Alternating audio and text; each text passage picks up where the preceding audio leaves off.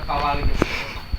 Ya, salah satu bekasnya itu ada di Astara Gede ini. Ini adalah bukti-bukti bahwa di sini pernah ada peradaban atau pernah dijadikan ibu kota Kawali itu. Nah, di sini ada 6 buah prasasti yang nanti kita akan eksplor dan saya akan jelaskan apa itu isi dari prasasti tersebut. Dan ada juga beberapa batu menhir yang dulunya ada fungsinya bagi kerajaan. Batu menhir itu adalah batu yang dulunya ada fungsi di kerajaan, tetapi tidak ada tulisan. Terus ada juga beberapa makam-makam kompleks keluarga kerajaan dan makam dari periode penyebaran Islam, ulama penyebar Islam. Jadi Astara Gede ini punya 2 periode sejarah. Ada periode kerajaan Galuh dan ada periode penyebaran Islamnya. Nah, ini yang di depan kalian ini adalah prasasti yang ke-1. Ini prasasti yang paling tua di sini, yang pertama kali ditemukan. Ini yang paling banyak tulisannya di dalamnya. Prasasti ini menjelaskan atau karakteristiknya tentang tatanan kepemerintahannya. Makanya di prasasti ini dijelaskan bahwa dulu itu pernah ada raja yang bernama Prabu Niskalawastu Kancana. Siapa itu Prabu Niskalawastu Kancana? Jadi saya akan jelaskan. Kalau di kerajaan Sunda Galuh yang ada di Kawali ini itu ada 7 raja semuanya, termasuk Prabu Niskalawastu Kancana. Prabu Niskalawastu Kancana ini adalah raja yang ke-4 di kerajaan Galuh di Kawali ini. Beliau dinobatkan itu di tahun 1371. 1371 beliau dinobatkan menjadi raja. Nah, di sini juga ada yang menarik. Di sini ada salah satu moto dari Kabupaten Ciamis, itu diambilnya dari prasasti ini. Ada yang tahu moto Kabupaten Ciamis apa coba? Ayunan. Ada lagunya kalau nggak salah. Mas ayunan, ayunan. Pakena Jaya Ayu, pakeun heubeul jaya dibuananan, itu salah satu amanat dari Prabu Niskalawastu Kancana. Nah, dari sinilah kalimat itu diambil dari prasasti 1 ini. Nah, di sini juga dijelaskan Prabu Niskalawastu Kancana itu yang memperindah keratonnya. Jadi keraton kerajaan dulu di Galuh itu namanya adalah Keraton Surawisesa, yang sekarang itu dipakai nama alun-alun di Kawali. Alun-alun Surawisesa. Dulu itu nama Keraton Surawisesa itu. Nah, di sini juga dijelaskan beliau itu membuat parit-parit di sekitar ibu kota dan beberapa juga bangunan-bangunan di wilayah Kawali itu sendiri. Kawali dulu dan sekarang itu berbeda. Kawali dulu itu wilayahnya itu luas. Kalau sebelah barat itu sampai Lampung, sebelah barat itu. Jadi kita seberang Sumatera itu masuknya ke Sunda. Kalau ke sebelah timurnya perbatasannya adalah Gunung Dieng, Wonosobo, itu masuknya ke kita. Jadi sangat luas sekali itu wilayah dari kerajaan Galuh. Nah, ini prasasti yang ke-1, karakteristiknya tentang tatanan kepemerintahan. Jadi di kita juga dulu sudah ada sistem pemerintah yang namanya adalah Tritangtu kalau di Sunda. Tritangtu itu seperti yang sekarang diterapkan di pemerintah kita juga sama, ada yudikatif, legislatif, dan eksekutif. Gitu. Dulu juga ada, itu Resi, Rama, dan Ratu. Sama aja. Nah, ini prasasti yang kedua. Kalau sebelah sini ini prasasti kedua. Bisa lebih dekat, silakan. Kaganga ya, aksara Sunda. Sunda itu dulunya aksara kunonya nggak namanya Kaganga. Mungkin kalian pernah belajar di sekolah tentang aksara kuno ini. Nah, ini aksaranya lebih besar di pahatnya di prasasti yang ini. Ini dengan cara dipahat dulunya.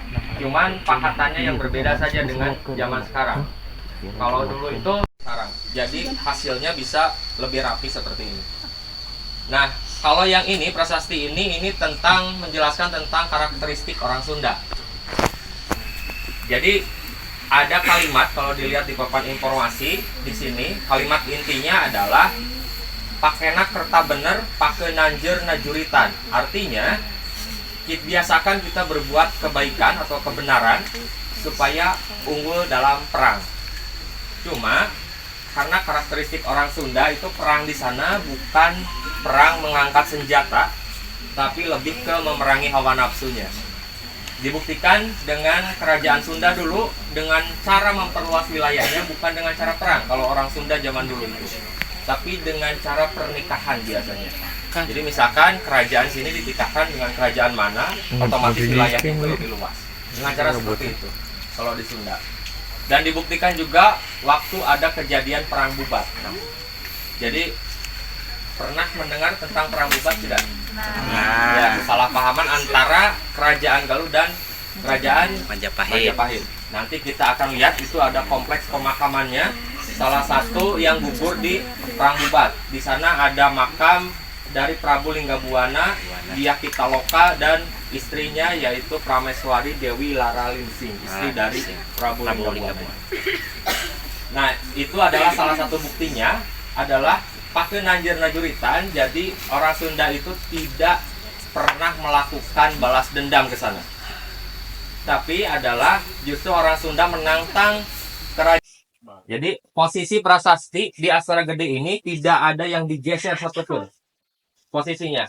Kita cuma diangkat saja ke atas. Jadi ditemukan itu sudah terpendam di bawah tanah. Kita angkat saja. Jadi titiknya itu masih sama, tidak ada yang dirubah. Nah, ini yang paling baru ditemukan, makanya dalam warnanya pun berbeda dengan prasasti yang lain.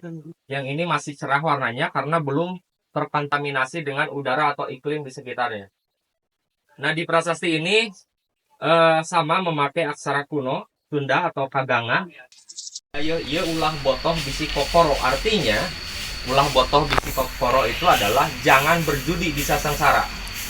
Artinya orang Sunda zaman dulu itu sangat menekankan kepada rakyat dan keluarga kerajaannya untuk tidak melakukan judi. Kenapa seperti itu? Karena dibuktikan waktu peristiwa di Karangpamulian dulu. Ada peristiwa Ciumanara itu, sabung ayam. Itu kan yang dipertaruhkan adalah kerajaan. Yang dipertaruhkan itu. Nah, karena ada peristiwa itu, jadi zaman kawal ini sangat ditekankan bahwa orang Sunda jangan melakukan perbuatan yang ada sangkut pautnya dengan judi tersebut. Bisi sangsara. Gitu kan. Jadi dan di sini juga ada salah satu lambang atau simbol sebelum dari aksara atau tulisan itu adalah simbol dari kembang cakra Rahayu Kancana namanya. Simbol itu adalah simbol lambang dari kerajaan Galuh. Jadi kalau kalian pernah buka atau browsing di internet bahwa orang Sunda itu lambangnya kerajaannya kujang atau harimau, itu tidak seperti itu. Itu hanya dari legenda saja. Kalau dalam sejarah yang asli lambangnya adalah bunga teratai seperti ini. Kembang cakra atau orang Sunda bilang itu kembang cakra Rahayu Kancana.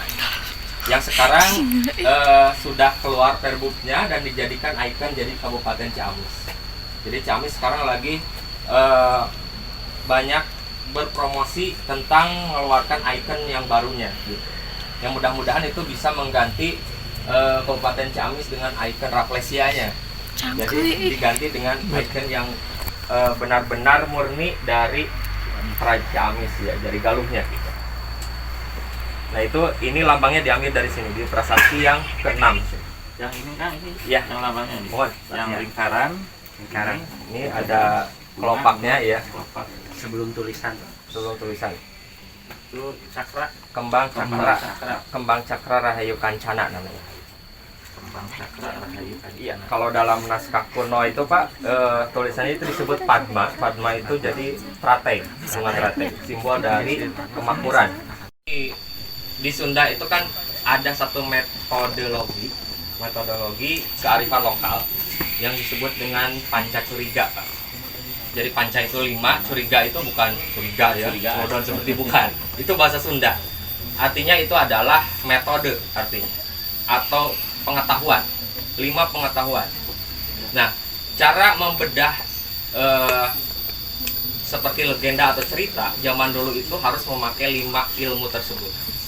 5 itu apa? Poin ke-1 adalah siloka. Terus ada juga simbol. Siloka simbol sasmita, ada sandi, dan ada juga di sana yang menyangkut tentang legenda atau mitos-mitos. Jadi itu semua adalah sandi-sandi yang perlu kita kaji. Jadi misalkan seperti tadi, kalau dalam legenda diceritakan Bokor itu sebenarnya Bogor gitu, menjadi Bogor, atau tadi Wajan ditendang Kawali. jadi menjadi Kawali gitu. Cerita anu hamil teh gini kan. Ya, mau cerita no hamil jantan Ya. Kawali lah gitu katel, tina katel ya. Nah, cerita-cerita tersebut adalah legenda. Legenda dulu kenapa legenda itu dibuat oleh leluhur kita? Itu untuk menyembunyikan data yang sebenarnya. Dari kalau prasasti adalah batu peninggalan zaman kerajaan yang ada tulisannya, itu prasasti. Kalau batu menhir adalah peninggalan yang medianya terbuat dari batu, tidak ada tulisan, tetapi ada fungsinya. Itu adalah batu menhir. Itu perbedaannya. Nah, ini masuknya kriteria batu menhir. Ini disebutnya dengan batu korsi atau batu palinggih kalau bahasa Sundanya. Nah, ini fungsinya dulunya adalah tempat penobatan. Jadi tempat kalau ada calon-calon raja yang akan dijadikan raja, itu harus duduknya di kursi ini. Jadi beda dengan singgasana. Kalau singgasana raja itu adanya di keraton. Kalau ini tidak. Ini hanya untuk menobatkan calon raja saja, dijadikan raja. Nah, istrenan wungkul. Ya. Nah, raja-raja yang 7 raja yang pernah dinobatkan di Kawali ini, itu wajib duduk di sini. Termasuk raja yang terakhir, yang ke-7 di Kawali ini siapa? Itu adalah Pamanah Rasa atau Prabu Siliwangi yang terkenal di masyarakat Sunda, atau yang kalau nama gelarnya adalah Sri Badugar Maharaja Haji di Pakuan Pajajaran, atau nama keempatnya adalah Prabu Anggalarang. Ada juga yang menyebut seperti itu, ada juga yang menyebut Wangsa Tunggal. Beliau itu mempunyai 72 nama di seluruh Jawa Barat. Jadi yang paling banyak namanya itu. Jadi kalau kalian pergi ke Kuningan, itu ada namanya lagi, berbeda lagi. Di Garut ada lagi. Di seluruh tempat itu berbeda beliau. Kenapa seperti itu? Karena kalau raja yang semakin banyak namanya, itu berarti raja yang paling banyak jasanya di tempat itu. Biasanya kalau orang yang melakukan suatu jasa, ada jasa di tempat tersebut, diberi gelar oleh masyarakatnya, diberi nama gitu, diberi julukan. Nah, Prabu Siliwangi ini atau Jaya Dewata atau Pemanah Rasa ini, beliau sebelum memindahkan ibu kotanya, karena raja terakhir yang ke-7 di sini. Jadi sebelum memindahkan lagi ibu kotanya dari Kawali ke Pakuan atau yang sekarang disebut dengan Bogor, sana di tahun 1482, beliau pernah memerintah dulu di sini selama 7 tahun di Kawali. Jadi kalau kalian itu orang Ciamis, asli Ciamis, itu harus kedah reus ya, harus bangga bahwa Pamanah Rasa itu asli kelahiran Ciamis. Beliau dilahirkan di sini dan dibesarkan di sini. Itu yang namanya Prabu Siliwangi itu. Nah, beliau juga dididik dan dibesarkan di ini adalah simbol-simbol yang dipahatnya di sini. Di sini ada 2 jejak atau 2 simbol telapak kaki dan 1 telapak tangan, dan juga ada garis-garis yang membentuk kotak-kotak di sana. Semua jumlahnya ada 45 kotak di sana. Itu apa? Itu disebutnya palintangan kalau bahasa Sundanya. Atau ada yang menyebut dengan kolenjer, atau ada yang menyebut dengan panata mangsa. Apa itu? Itu adalah kalau zaman sekarang itu kalender. Ya, kalender. Jadi kalau kalian ingin tahu kalender zaman dulu itu seperti itu. Ada 45 kotak di sana. Dan ini jejak kaki siapa? Ini adalah tapak kaki dari seorang raja yang bernama Prabu Niskala Wastukancana. Jadi kalau secara silsilah, Prabu Niskala Wastukancana itu adalah kakek dari Prabu Siliwangi yang terakhir ya. Karena saya jelaskan ya tentang Siliwangi supaya jelas ini. Siliwangi itu bukan nama, tapi adalah gelar. Nah, kalau ingin tahu Siliwangi itu ada berapa sih Kang sebenarnya di tanah Sunda ini? Kalau yang tercatat dalam naskah kuno Sunda, itu semuanya ada 3 yang populernya. Yang Siliwangi ke-1 adalah Prabu Linggabuana yang gugur waktu kejadian bubar. Itulah pertama kali dikeluarkan gelar Prabu Wangi. Jadi asal mula dari Siliwangi. Nah itu tahun berapa? Tahun 1357 kejadian itu. Nah Siliwangi kedua itu siapa? Siliwangi kedua adalah cucunya, anaknya dari Prabu Linggabuana yang ini tapak kaki ini. Jadi Prabu Niskala Wastukancana. Itu Siliwangi kedua. Jadi Prabu Niskala Wastukancana ini dinobatkan tahun 1371 Masehi. Nah, yang terakhir Siliwangi yang ketiga adalah yang sekarang populer di tanah Sunda. Sebenarnya itu Prabu Siliwangi yang ketiga. Yang tadi diceritakan yaitu Prabu Pamanah Rasa atau Jaya Dewata. Jadi semua Siliwangi itu ada berapa? 3. Hanya 3 ya. Yang terkenal sekarang itu yang ketiga, yang terakhir. Yang kemudiannya itu tidak ada Siliwangi-Siliwangi lagi kesananya. Jadi Prabu Siliwangi ini ada 3 semuanya. Nah, ini ada 45 kotak di sini. Ini kalender zaman dulu. Jadi dalam 1 bulan orang Sunda itu menghitungnya dalam 1 bulan tidak sama seperti sekarang. Dulu itu dalam 1 bulan ada 45 hari kalau orang Sunda. Kenapa seperti itu? Karena orang Sunda memakai 2 perhitungan. Perhitungan Candrakala itu perhitungan bulan atau bintang, dan perhitungan Sakakala yaitu perhitungan matahari. Jadi menggunakan 2 perhitungan sekaligus. Kalau sekarang kan itu kita cuma memakai perhitungan matahari saja. Jadi itu cuma 30 hari dalam 1 bulan. Kalau orang Sunda itu memakai dua-duanya, tapi tidak dipakai sekaligus. Jadi ada fungsi yang berbeda zaman dulu. Kalau untuk perhitungan bintang atau bulan atau yang disebut Candrakala itu biasanya digunakan untuk para nelayan untuk mencari ikan. Karena